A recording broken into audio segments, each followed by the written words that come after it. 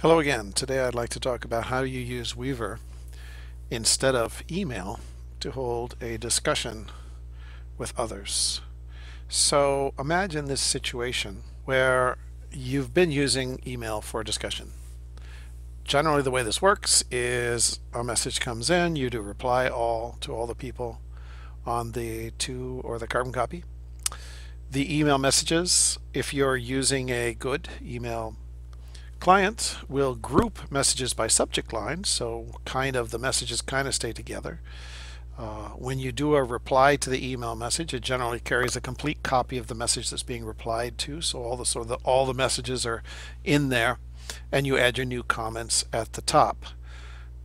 But there's a number of problems with that. Often the topic's changed without changing the subject lines, so this means that you'll have a bunch of messages from a bunch of different topics all mixed together or grouped together. Or the opposite problem can happen is that you change the subject line and you haven't changed the topic. So now these messages are now being grouped with different messages and you get a couple different things. Bigger problems are that people who join the discussion late never get a chance to see the old messages. Well, they'll see some of them tailing off down at the bottom of the current message, but it's really hard to unwind that. It's very hard for anybody to jump in the middle of the stream and searching for particular topics. If something happened in one message, if it happened a long time ago, you're going to have a whole bunch of copies of that message, so you'll find potentially lots of false hits or parts of the messages or things like that. It becomes very difficult in this big file that comes along. It's also very difficult to print out. Each of the messages tends to be very, very long, not very organized. People don't always reply to the latest message, so that means that the trail of messages that you down below won't be always the most accurate, and you end up with a mailbox full of mail, and each message is really, really long, and it's very difficult to manage this on a mobile device. And the other thing is that by its very nature, if you send an email with a typo in it, you can't go back and correct it.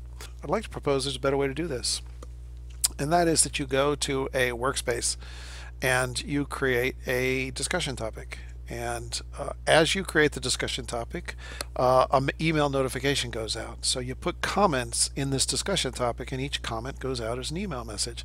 The message itself has a reply to button to make it really, really easy to comment back. But in the end, you end up with all the comments in one place. New subscribers that come to it can see all of the comments. There's one comment per thing. It's a standard discussion forum capability, and of course people can unsubscribe anytime if they want to remove themselves from the group. That's another problem with the email, which it all depends on you being sent the message. So if people don't stop sending you the message, they won't stop. Well, with the unsubscribe, you can pull yourself out at any time. So that's what I'll demonstrate. Here's a typical Weaver site, and let's just say that you have a workspace called discussion group, and you would go to the topics. The first thing you would do when you want to hold a discussion on a particular topic is create a new topic. So the topic is, should we replace the roof? Introduce the topic briefly and send it out. So if we go look in the email, this email message comes out saying, should we replace the roof? So this is how the group gets introduced to it, and this one's received by Betty. So what I'm going to do quickly before I respond to this, let me go back and let me log out. Want to comment on it, there's this action link called make a comment. So if you go there, you now have a place to put a comment. So let's say that Betty's got a couple of things to say about this idea, and so she composes this her message here. Now she can save a draft and come back to it later if she's not done with it, but let's just go ahead and send it like that. Let's go back and look at the email.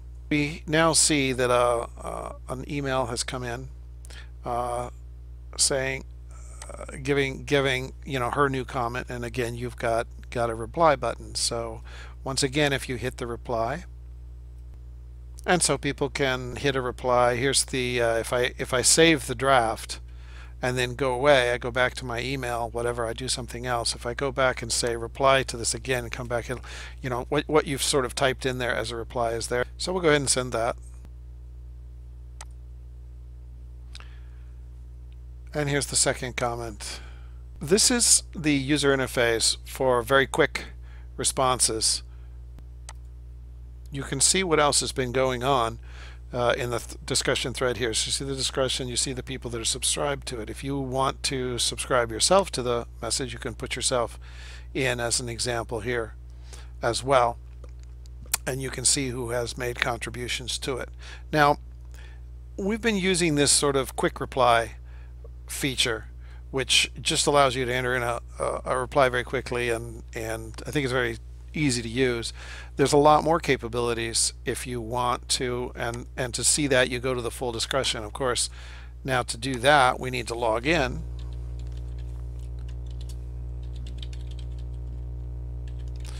So you have a login, with the standard, just set up your own password. It's with your own email. So here now you're seeing the full discussion, and here you have a number of additional capabilities. If you want to go beyond just a sort of a quick reply, clearly you can make a comment here, and then here you can do things like you can add attachments. You can also add people to the discussion here. So just by putting their email address in like that, and you can put a number of them. Well, let's see, put that in there. It puts a little box around there, so you can now type another name in. You can type as many as you need to. So that now adds them to the discussion. If we then say save and post it, you will now, again, another email message will be sent. Let's take a look at what that looks like. So now we have a message that goes to Dave, and again, if I was to go back here and log out, then for example, if Dave received this message, Dave can just click on this, and we'll see that this is a comment from Dave. If we open this up, we can see that we're replying as Dave here. Dave is now, a member of the subscribers, and will now be part of the whole thing. So now I've sent a reply to that. And again, if you want to see the additional capabilities, I need to log in. To the discussion, we can attach documents. Of course, we can do the standard Weaver things like action items and whatnot. But another important thing that you can do with this is that if you made a typo, you can actually go back and edit your own comments or whatever changes. Now you may or may not like that. If you do make a simple typo, it's better just to go in and make the change rather than have everybody respond to this obviously wrong thing. And again, here you click and you do reply, and then this is where you do the reply. You can even delete your comments if you wish. So as a summary, what we did was we created a discussion topic in a workspace. We put some comments on there. It was email messages sent out announcing it. People could then very quickly type on a link, enter in their reply. That reply gets emailed on to other people. But the result is all the comments are in one place.